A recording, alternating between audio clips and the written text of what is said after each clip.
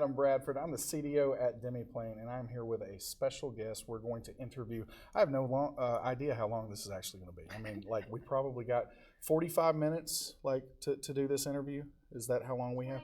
29. Oh, only 29. So, yeah, it may only be 10. I don't know. But this is the last interview of the night because we are about to get into the last game of the day.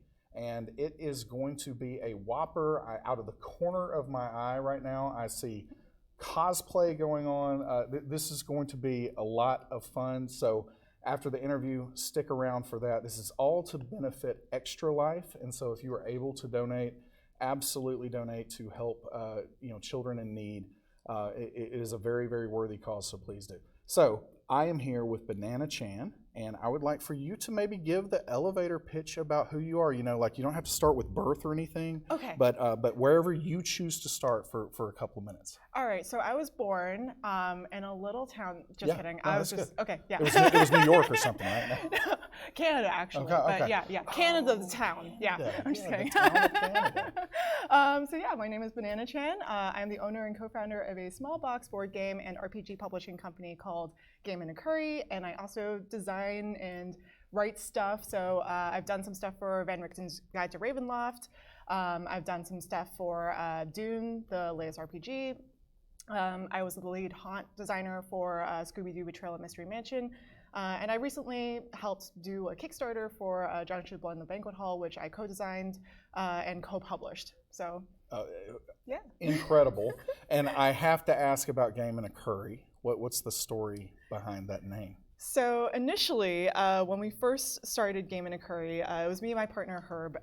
We want to just do stuff with restaurants and, like, eat places and pair those restaurants with games that we liked. So we would hang out at those restaurants and we would just, like, play games. And then somehow that turned into a publishing company. The winding path that is our lives. No, that's incredible. I'm going to just fill you in because, I think this is the first time we've spoken at length. Yeah. So I need to tell you the whole life story probably on my side too. Ultimately, one of these days, I'm going to start like a pub that is kind of like a Cracker Barrel for geeks. That's my dream, everyone. So I'm going to, it's going to be a great restaurant. It might have curry, I don't know.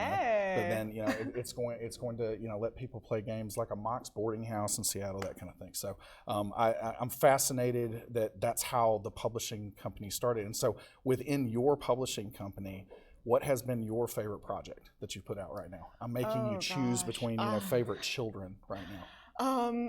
Well, I would say John Should Blood in the Banquet Hall just because it came out recently, and also because it's such a close and personal project for me, and I got to co-design it and do all this fun stuff with Senfon Lim. So the game is basically about a Chinese family running a restaurant in the 1920s, and everything is like tough and hard already because it's the 1920s. But then at night, Zhangshi, hopping vampires, come out and attack everyone. So you have to survive that as well.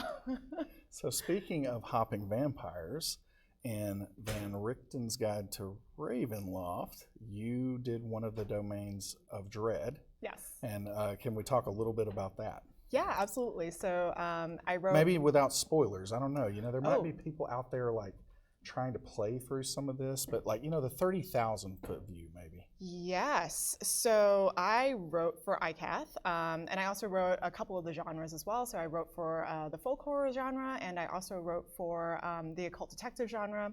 But ICATH specifically, that has some creepy dream stuff going on, some labyrinthy stuff going on in this town, and it's, I would say, heavily inspired by Channel Zero. Interesting. No, when I read it, I didn't make that connection, but that makes a lot of sense.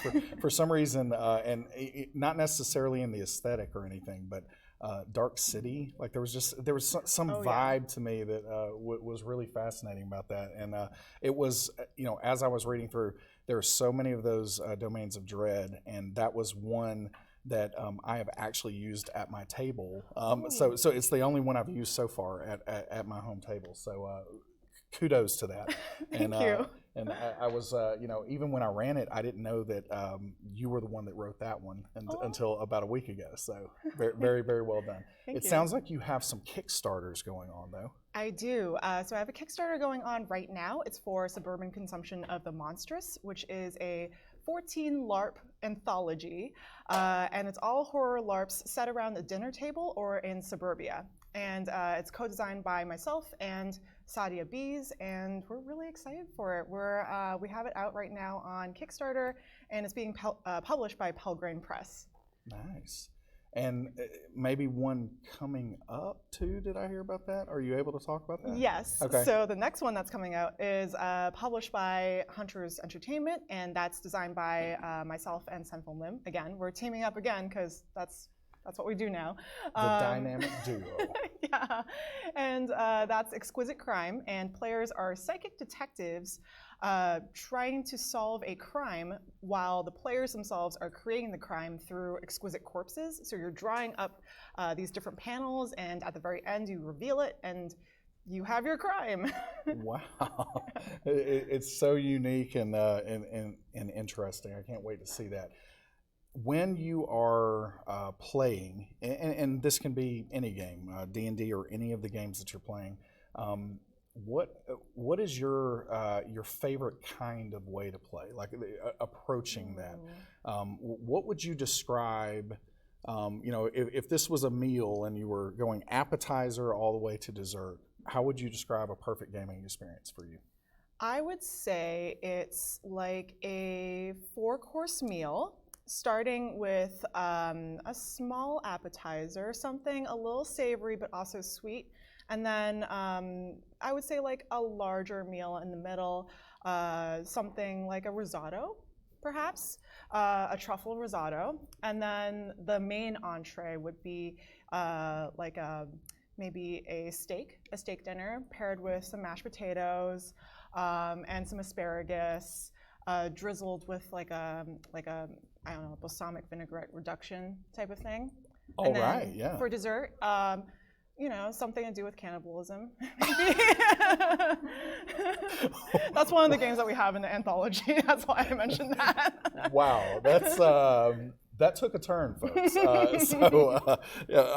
was, all the way up until that point, I was like, I've got to play at your table, but well, maybe I still need to play at your table. It sounds incredible. So I am headed to New York in about 2 weeks, and Ooh. I think you have lived there for some time. Is there anything that I have to check out? I've got to do some of the tourist stuff because it's going to be my kids' first time there. Oh. But outside of that, what would a non-tourist such as yourself suggest that we should do?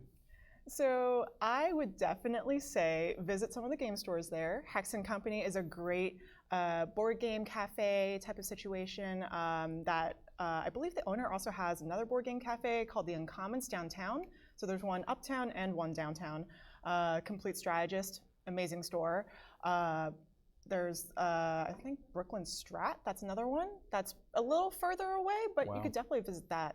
And then anything that's like less gamey, check out Color Factory. Color Factory, what is that? It's an Instagram experience. I love Instagram experiences. I just love taking photos, so I had to She slide said that in there. 2 words there, Instagram experience, that I've never heard used together. But I am going to investigate and figure out what this Instagram experience is. It's great for TikToks. I don't know what that. No, I actually do know what a TikTok is, but yes, no. This is fascinating. I'm going to have to look into it. Thank you for the recommendations. We're going to wrap up, but I'm going to give you the floor for another couple minutes if you wanted. Is there anything else that you want to let the world out there know before you are going to play in this game too, right? I am. Before we do that, what character are you going to play? Am I allowed to do spoilers? Yeah, absolutely. They're They're going to know in 10 minutes. Yeah, all right, so I'm aiming for a more Colin Robinson type of character from What We Do in the Shadows. But my character, Arowana, she is a human artificer, but she is also from a doomsday cult, but she got kicked out because she was selling doomsday stuff. Anti-doomsday stuff, because that could get you kicked out. But now she's bent on trying to sell this anti-doomsday stuff to everyone she meets. So That's my character. I cannot wait. So can't wait to see it. So a couple minutes. Anything else you want to share with me? Check out my Kickstarter. Yes, check out the Kickstarters.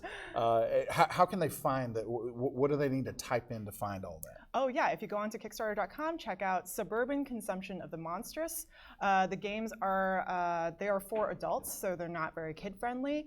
These are LARPs for adults, and they're more freeformy. They are for players who want to have a shorter experience, so it can be anywhere from 1 hour to 2 hours. And you don't have to have a lot of prep. You don't have to dress up too much unless you want to, and you don't have to do too much stuff for it unless you want to cook a massive meal. Then absolutely go for it. And our second Kickstarter, Exquisite Crime, is coming to Kickstarter next week, I believe. So that's through Hunters Entertainment. So I guess you would type in Exquisite Crime for that. That one is very, very well named. So go check that one out. And we're about to have this game, so come back in, I don't even know what time it is. Come back in about 15 or 20 minutes, and we're going to start the last game of the evening. And Banana is going to be playing, apparently, a Colin Robinson themed type inspired character, and I cannot wait for it. We will see you all then. Thanks. Later, Gators. Thank you.